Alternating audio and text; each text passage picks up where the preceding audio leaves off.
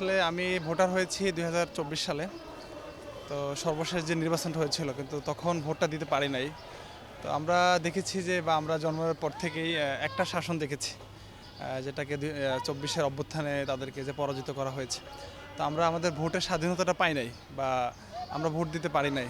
তো তারই প্রেক্ষিতে আমরা যে অভ্যুত্থানের মাধ্যমে যে আমরা যে একটা দেশে যেটা নতুন হাওয়া বইতেছে, তো সেক্ষেত্রে আমরা খুবই আনন্দিত বা আমরা খুব অনুপ্রাণিত যে আমরা ইনশাল্লাহ আমরা আশাবাদী যে আমরা ভোট দিতে পারবো আর কি।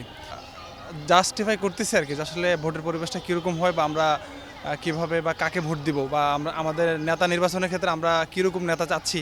আমরা ১৫ বছরের শাসন দেখেছি যে একটা লুটতরাজা রাজনীতি ছিল বা একটা চাঁদাবাজি রাজনীতি ছিল বা একচেটিয়া একটা যে একটা আধিপত্য ছিল, মানুষের গণতন্ত্রের যেটা অধিকার বা মানুষের যেটা অধিকার এটা ছিল না। এখন আমরা এরকম নেতা নির্বাচন করার ক্ষেত্রে অবশ্যই আমরা এটা লক্ষ্য রাখবো যে চাঁদাবাজ মুক্ত, তারপর হচ্ছে আমাদের আধিপত্যবাদ বা জনগণের যে মৌলিক অধিকার এগুলো যাদের দ্বারা হাসিল হবে বা যাদের দ্বারা পরিপূর্ণ হবে, আমরা ওরকম নেতৃত্ব চাচ্ছি।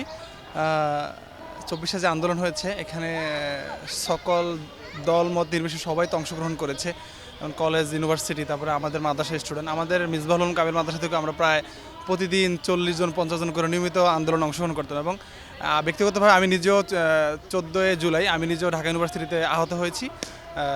আমার মাথায় প্রায় ৫টা সেলাই লেগেছে। তো মাদ্রাসার ছাত্রদের অংশগ্রহণ স্বতঃস্ফূর্ত অংশগ্রহণই ছিল। আসলে মানুষ স্বৈরাচার হাসিনা বা আওয়ামী লীগের শাসন আমল ছিল, এদের প্রতি অতিষ্ঠ হয়ে গেছে।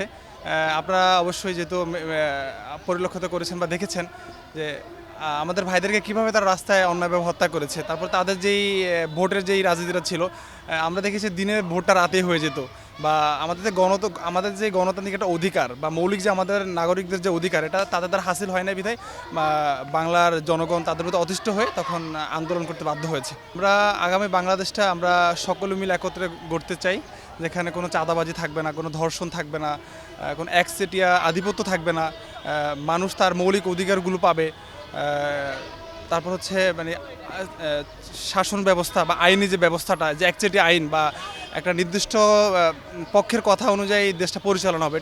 আমরা যে আওয়ামী লীগের যে শাসন আমলে যে ভোটগুলো দেখেছি যে তারা হচ্ছে আমাদের যে ভোটারদেরকে এক প্রকার কেন্দ্রে যেতে দেয় নেই বা তাদের যে মারামারি রাহাজানি বা যে খুন, তো এটা যদি সরকার যদি নিশ্চিত করতে পারে যে আসলে ভোটাররা নিশ্চিতভাবে খুব নিরাপদভাবে তারা ভোট কেন্দ্রে যেতে পারবে, তারা তারা তারা তাদের মতের স্বাধীনতা প্রকাশ করতে পারবে, তারা তাদের যে ব্যক্তিদের স্বাধীনতাটা যে আমি যাকে ইচ্ছা তাকে ভোট দিতে পারবে, এটা আমার ব্যক্তির অধিকার। তো এটা যদি নিশ্চিত করতে পারে তাহলে আশা করি বাংলাদেশে ভালো একটা নির্বাচনও হবে এবং বাংলাদেশটা আমরা ওইভাবে ঘুরতে পারবো আর কি, যেটা আমাদের ২৪-এর অভ্যুত্থানের আকাঙ্ক্ষা ছিল।